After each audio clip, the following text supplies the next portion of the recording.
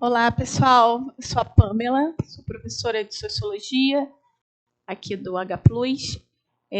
Hoje, no nosso encontro, a gente vai trabalhar um tema fundamental para a Sociologia, tema recorrente no Enem, né? Cai sempre, praticamente todo ano, que é a questão do trabalho, né? A prova do Enem de Sociologia, né, só fazendo um adendo, ela é uma prova temática. Muito dificilmente o Enem traz uma questão conteudista sobre um sociólogo, como o Bourdieu, ou como Norbert Elias, ou como o pensamento brasileiro Darcy Ribeiro, ou, sei lá, Sérgio Buarque. Na maioria das vezes, o que o Enem faz no componente curricular da sociologia, né? O Enem pega um problema da sociedade brasileira, uma questão que afeta as relações sociais. Então, ele parte de um problema social, problema sociológico, que é caro para a gente, que nos custa muito caro. E faz uma questão tematizando, problematizando esse próprio problema, né? E aí é comum a gente ter no Enem questões sobre violência, pobreza, questões sobre desigualdade social, questões sobre os impactos da tecnologia nas relações sociais, questões sobre trabalho, questões sobre identidade, movimentos sociais, democracia. E aí o Enem está sempre trazendo para a questão um problema que afeta a sociedade brasileira e muitas vezes a sociedade contemporânea, né? Mas, via de regra, essas questões que são temáticas têm um potencial alto de interpretação. Então, tem um texto base, tem uma chave, tem uma figura, traz o problema e o aluno tem que interpretar, né, o candidato, e achar a questão que mais se relaciona ao comando. Mas, via de regra, essa questão temática ela faz uma relação com as teorias sociológicas. Não necessariamente vai aparecer o nome do autor, mas aparece as teorias que já foram produzidas, né, sobre aquele determinado problema. Isso acontece muito quando o assunto é o assunto do nosso encontro de hoje, que é a questão do trabalho na sociedade contemporânea, na sociedade capitalista, na sociedade que nós vivemos atualmente. Quando a gente pensa a sociologia do trabalho, que é uma área muito importante da sociologia, uma área de investigação, de pesquisa científica, a gente tem alguns autores que contribuíram para pensar a importância do trabalho na sociedade capitalista, né? O primeiro deles, eu diria, né, foi o Durkheim. O Durkheim, ele vai pensar a sociedade capitalista, industrial, a partir da divisão social do trabalho. Então, quando ele cria a teoria funcionalista, ele vai compreender que na sociedade capitalista, cada indivíduo tem uma função social na divisão social do trabalho. Então, eu, por exemplo, sou professora, mas aqui no HPlus a gente tem o pessoal da gestão, da coordenação, da direção, o pessoal da segurança, o pessoal da limpeza. Então, nessa sociedade aqui que nós estamos inseridos, nessa microsociedade, o HPlus, nós temos uma divisão social do trabalho, onde a minha função é ensinar. A função da gestão é gerir e coordenar. A função do pessoal da limpeza é manter o ambiente limpo. A função do pessoal que está lá fora na segurança é manter o ambiente seguro. Então, há uma divisão social do trabalho que fundamenta um funcionamento da sociedade orgânico, onde cada um depende do outro, como se fosse no nosso corpo biológico. Cada órgão, para funcionar, depende do trabalho do outro órgão, né? Então, se der ruim no pulmão, o coração vai ter dificuldade de bombear. Na sociedade, para executar a minha função na divisão social do trabalho, dependo do trabalho da equipe, para que tenha uma harmonia. Então, no Durkheim, o trabalho é fundamental para o funcionamento da sociedade, né? Ele vai dizer que essa divisão social do trabalho produz o que ele chamou de solidariedade, que é esse sentimento de interdependência. Um outro autor que trabalhou muito a questão do trabalho numa perspectiva completamente diferente da do Durkheim foi o Karl Marx, economista alemão que viveu no final do século XIX. Para o Marx, a questão do trabalho na sociedade capitalista é uma questão importantíssima. Por quê? O Marx vai enxergar o trabalho como uma fonte de riqueza, mas, ao mesmo tempo, porque a teoria do Marx é toda dialética, ao mesmo tempo também como uma fonte de exploração. Então, é justamente por ser uma fonte de riqueza que o trabalho no capitalismo também é uma fonte de exploração, porque o capitalismo é esse sistema de produção fundamentado no acúmulo de capital. E o acúmulo de capital depende da exploração do capital. E no capitalismo, o trabalho se transformou em uma riqueza a ser explorada, através do que o Marx vai chamar de mais-valia. Então, a gente tem aqui duas concepções de trabalho, da importância do trabalho na sociedade capitalista, completamente diferentes. A funcionalista durkheimiana e a da teoria do conflito do Karl Marx. O que a gente pode compreender como trabalho, né? Trabalho, na sociologia, é associado ao conceito de labor, sendo o labor, ou trabalho, uma atividade humana, inerentemente humana, da condição humana, né? De criação, de construção, de elaboração de algo, né? Então, tudo pode ser visto como um trabalho. Tudo que eu aplico uma energia, né, para criar, para elaborar, para transformar. Então, se eu sento para fazer uma pesquisa de escola, é um trabalho, tanto é que o professor passa. Trabalho de ciências para depois da manhã.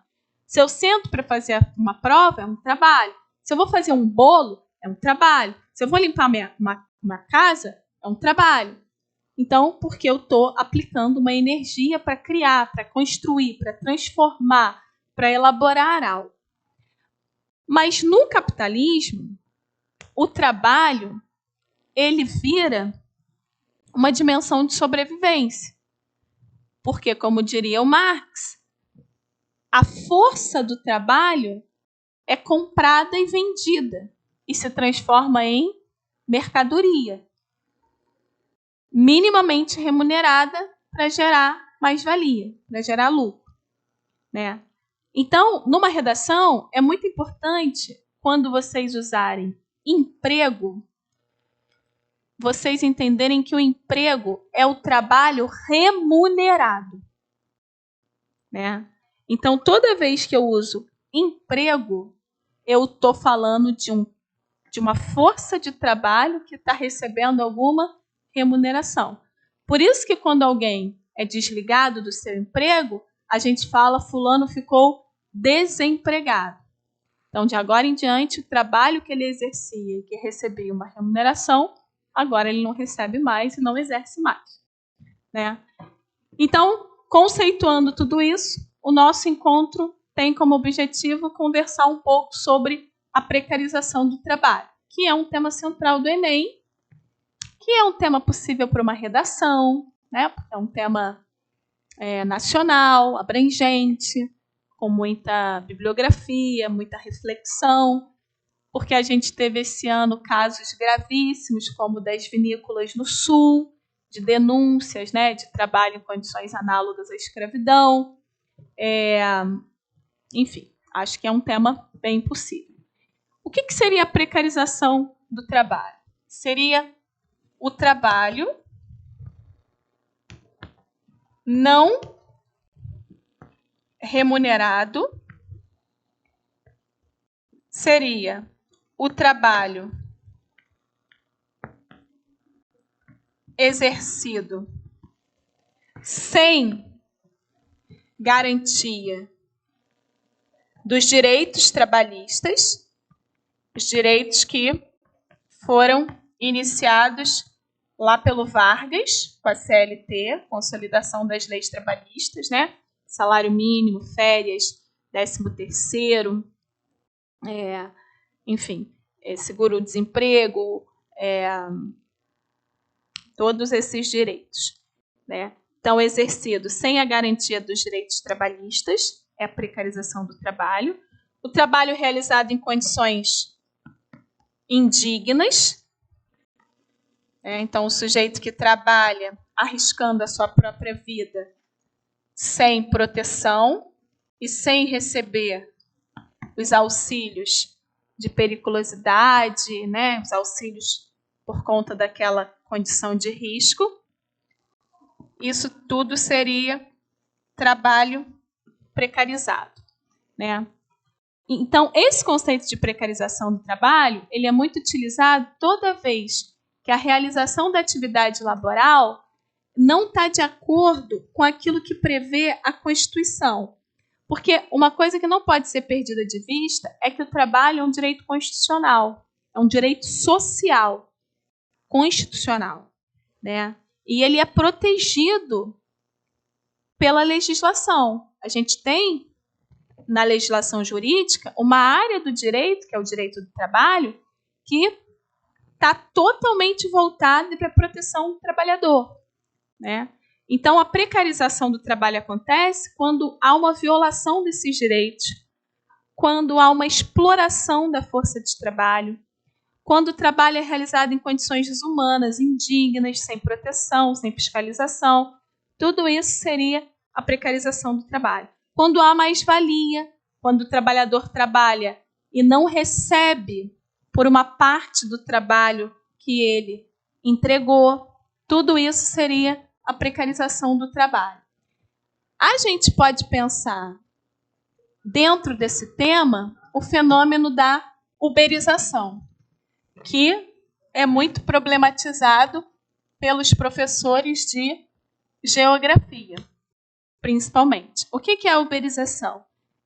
É um trabalho completamente precarizado, né? O motorista do aplicativo que dirige, ele não tem nenhum direito trabalhista. Ele nem sabe onde fica a empresa que ele trabalha, a sede física, né? Porque é tudo por startup, é tudo robotizado, é tudo virtual, né? Então, ele tem um patrão que ele não conhece, ele não tem proteção nenhuma de direitos trabalhistas, ele é responsável por tudo que acontecer com ele, com o carro, com o passageiro. Então, a gente entende esse trabalho como uma precarização, né? Então, se ele se acidentar, ele não tem cobertura do INSS, ele não tem seguro-desemprego, ele não tem nenhuma possibilidade de sobrevivência se ele não continuar todos os dias produtivo. E é um trabalho, ele só recebe se ele produzir, né? Então, a gente entende como uberização, a precarização. Um outro exemplo da precarização é a terceirização do trabalho. Tema que já caiu no Enem e que cai também nos vestibulares. O que seria a terceirização? Que é muito comum no Brasil, né? Você tem grandes empresas que contratam outras empresas para buscar determinadas categorias trabalhistas, determinadas formas de mão de obra. Então, uma grande empresa que contrata uma outra empresa para suprir seus serviços de limpeza, seus serviços de alimentação e terceiriza. Então, a empresa X, que o trabalhador trabalha, não fornece a comida para ele. Quem fornece é uma empresa que ela contratou terceirizada. Qual é o problema disso? O problema disso é que o trabalhador da empresa terceirizada, ainda que ele tenha a carteira assinada, né, ainda que ele seja CLT, ele recebe um salário muito menor. Porque a empresa terceirizada, ela faz o quê? Ela cobra um preço mais barato para a empresa que a contratou, para ela poder ser contratada. E ela joga essa diferença para o trabalhador, né? Então, o trabalhador de uma empresa terceirizada, ele faz a mesma função de um trabalhador de uma empresa não terceirizada e, às vezes, ganha 30% a menos, né? Além disso, as empresas terceirizadas funcionam por contratos determinados por período. Então, muitas vezes, o trabalhador entra numa empresa terceirizada com um contrato de 3 meses e, quando acaba esse contrato, ele é mandado embora. Aí você vai falar assim, mas aí ele recebe todos os direitos por ser mandado embora. Ok, até recebe, mas ele tem um salário baixo e trabalhou por pouco tempo, que direitos são esses?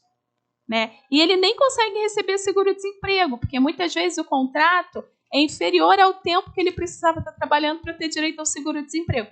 Ou seja, é uma precarização, uma sucateação, a terceirização. Só é boa para a empresa que terceiriza e para a empresa que é a própria terceirizada. Mas para o trabalhador é muito ruim. Ainda nessa discussão da precarização do trabalho, a gente tem o trabalho em condições análogas à escravidão, né? Na sociologia, a gente entende que a gente não pode usar a nomenclatura de trabalho escravo. Numa redação, por exemplo, seria um equívoco. Por quê? Porque em todos os países ocidentais, pelo menos, a escravidão já foi legalmente abolida. E é uma prática que a gente defende, né, que não retorne nunca mais. Então, é complicado juridicamente, legalmente, usar trabalho escravo. Um outro impedimento para usar trabalho escravo é que, durante o sistema escravista, né, como diria o bom velho Marx, né, modo de produção escravista, o escravo ele era visto como mercadoria. Né? Então, além de propriedade do seu dono, do latifundiário, do usineiro, enfim, do senhor de engenho, além de propriedade desse sujeito, dessa família patriarcal, da casa grande, o escravo ele era mercadoria, ele podia ser a qualquer momento vendido para um outro senhor, para uma outra fazenda, para uma outra freguesia. Né? Então, hoje em dia, o que nós temos, e aí tem muitas denúncias na mídia, né, é o trabalho em condições análogas à escravidão. Por quê? Porque todas essas denúncias que a gente assiste de trabalho em condições análogas à escravidão, o trabalhador ele não é livre, né? Ele está ali como prisioneiro. Ele é prisioneiro do patrão. Ele trabalha muito distante da via urbana, trabalha numa fazenda, ou ainda que seja no centro de uma cidade. A gente tem casos de senhoras, né, que trabalham como empregadas domésticas, que são impedidas de sair, que não têm acesso às chaves, que não sabem ler e escrever, que vivem muito apartadas de uma sociedade instruída, né, e tudo mais. Então, o trabalhador ele vive como prisioneiro do seu patrão. Por isso que a gente chama de análogo à escravidão.